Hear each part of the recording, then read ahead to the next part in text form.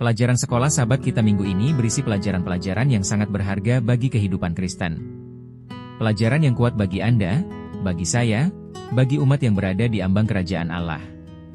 Judul pelajaran sekolah sahabat ke-11 adalah kemurtadan dan syafaat. Kemurtadan, apa artinya? Menyimpang dari kehendak Allah. Jatuh dari ideal Allah. Menyimpang dari tujuan Allah. Tapi ada juga syafaat. Israel menyimpang, dan Musa menjadi pengantara. Musa dengan sungguh-sungguh berdoa bagi umat yang telah menyembah anak lembu emas. Pelajaran ini benar-benar luar biasa dengan prinsip-prinsip untuk kita hari ini.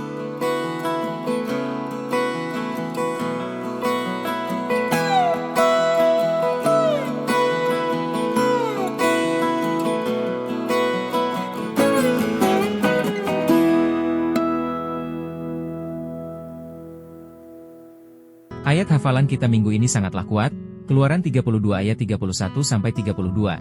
Kemudian kembalilah Musa menghadap Tuhan dan berkata, "Ah, bangsa ini telah berbuat dosa besar, sebab mereka telah membuat Allah emas bagi mereka. Tetapi sekarang, kiranya engkau mengampuni dosa mereka itu. Tetapi jika tidak, hapuskanlah kiranya namaku dari kitab yang telah kau tulis." Sungguh luar biasa sikap Musa. Banyak orang, ketika melihat Israel menyembah anak lembu emas, murtad, menyimpang, akan mempublikasikan dosa Israel ke seluruh dunia. Mereka akan mengunggahnya di internet, mencetaknya di media. Mereka akan melakukan apa saja untuk mempermalukan Israel. Mereka akan berkata, "Lihat kemurtadan Israel." Tetapi Musa justru berlutut memohon bagi Israel. Ketika Anda melihat kemurtadan di gereja lokal, apakah Anda lebih suka mengkritik atau menjadi pendoa syafaat seperti Musa? Tentu ada saatnya untuk teguran. Musa pun menegur, tetapi sebelum teguran ada doa yang sungguh-sungguh. Luar biasa bukan sikap Musa? Ia lebih rela dihapus dari kitab kehidupan daripada kehilangan umatnya. Itu kasih yang sejati. Ketika orang tahu bahwa Anda mengasihi mereka, mereka mau berubah. Mari kita masuk pada pelajaran penting ini. Paragraf pertama menarik perhatian saya, Musa hanya tidak ada di perkemahan Israel selama 40 hari. Apa yang terjadi? Umat Allah berbalik darinya dan menyembah berhala buatan manusia, anak lembu emas. Setelah begitu banyak tanda, pengalaman, mukjizat, bagaimana mereka bisa melakukan itu? Dua hal muncul di benak saya. Pemimpin harus hadir. Jika Anda pemimpin keluarga atau seorang ayah, Anda harus hadir. Jika Anda penatua gereja, Anda harus hadir. Jika Anda pendeta, Anda harus hadir. Ketika pemimpin tidak hadir, iblis bergerak dengan kuasa menyesatkan yang dipimpin. Kehadiran pemimpin membawa perbedaan. Kita sering lupa. Kita lupa apa yang Allah lakukan di masa lalu. Ellen White pernah menulis, "Kita tidak mempunyai sesuatu yang perlu ditakutkan di masa depan kecuali kita lupa bagaimana Tuhan memimpin kita di masa lalu dan pengajarannya di sejarah kita." Saat Anda dicobai, ingatlah doa-doa yang sudah dijawab oleh Allah. Pelajaran hari Minggu, kepemimpinan yang gagal. Di sini kita melihat Harun menyerah pada desakan mayoritas. Keluaran 32 ayat 1-6 menceritakan, ketika bangsa itu melihat Musa terlambat turun dari gunung, mereka berkumpul kepada Harun dan berkata, "Mari, buatlah bagi kami Allah yang akan berjalan di depan kami, sebab Musa ini, yang telah menuntun kami keluar dari tanah Mesir, kami tidak tahu apa yang terjadi dengannya." Harun berkata, "Tanggalkanlah anting emas dari telinga istri, anak laki-laki, dan anak perempuanmu, dan bawalah kepadaku." Mereka pun menanggalkan emas dan Harun membentuknya menjadi anak lembu. Mereka berkata, "Inilah Allahmu, hai Israel, yang menuntun engkau keluar dari Mesir." Anak lembu itu mirip dewa Mesir, Apis. Kita pun sedang dipimpin Allah keluar dari Mesir menuju Kanaan surgawi.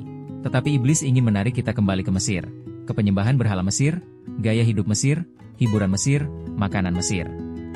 Krisis itu menuntut pemimpin dengan keberanian moral menghadapi umat. Ellen White menulis di Patriarchs and Prophets HLM 316 dan 317, krisis demikian menuntut seorang yang tegas, yang menaruh kehormatan Allah di atas segala sesuatu. Namun Harun takut demi keselamatan dirinya dan menyerah pada tuntutan orang banyak. Bila kita lebih mendengarkan kerumunan daripada sang guru, kita berada dalam bahaya kompromi. Pelajaran hari Senin, penyembahan berhala dan kejahatan. Kompromi selalu menurun, tidak pernah naik. Keluaran 32 ayat 6 berkata, "Keesokan harinya mereka bangun pagi-pagi lalu mempersembahkan korban bakaran dan korban keselamatan, kemudian duduk makan dan minum, lalu bangun bersukaria."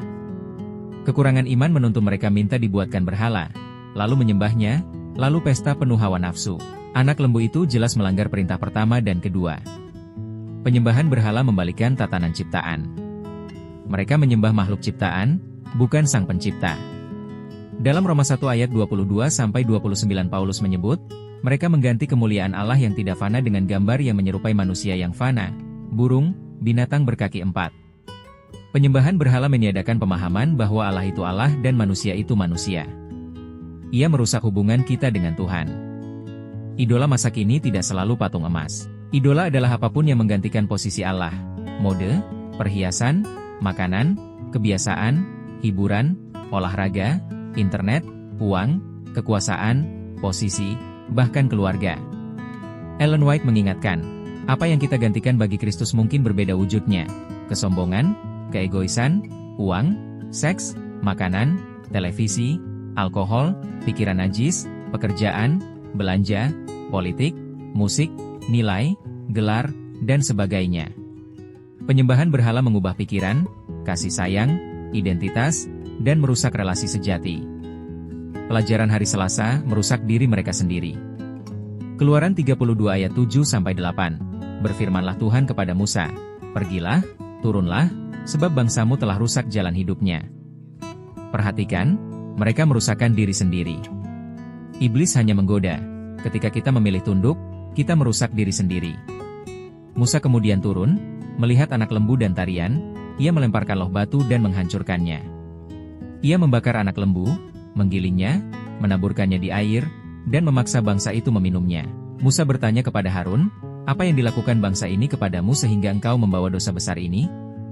Harun berdalih, "Aku hanya melempar emas ke api, lalu keluarlah anak lembu ini."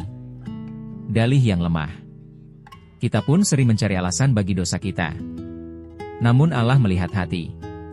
Musa berseru, "Siapa yang berpihak kepada Tuhan, datanglah kepadaku." Ini saat pengambilan keputusan. Dunia kini penuh kompromi. Waktu bermain-main dengan agama sudah lewat. Saatnya memilih berpihak pada Kristus.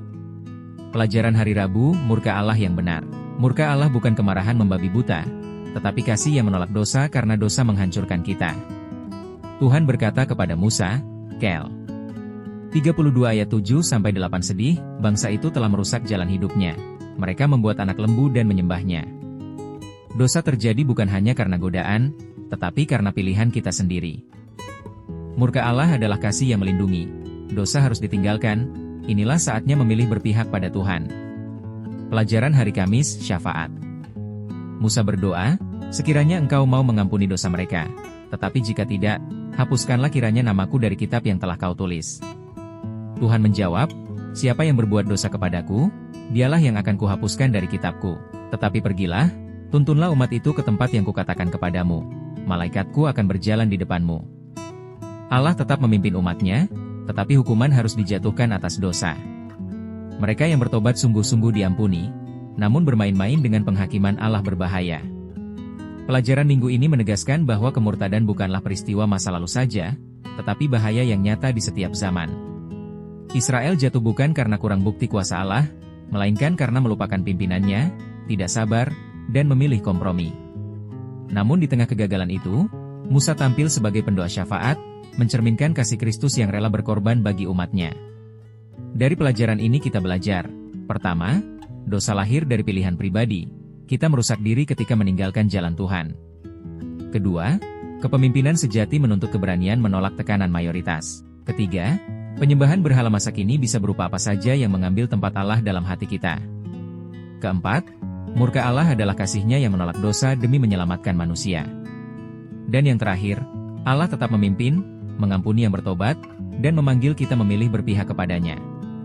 Pelajaran ini mengingatkan kita, kompromi selalu menurun. Jangan main-main dengan dosa. Allah memanggil kita untuk setia.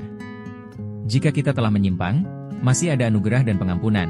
Malaikatnya tetap menuntun kita menuju tanah perjanjian. Tinggalkan kompromi, jadilah pendoa syafaat, ingat selalu pimpinan Tuhan di masa lalu, dan pilih berdiri di pihak Tuhan setiap hari.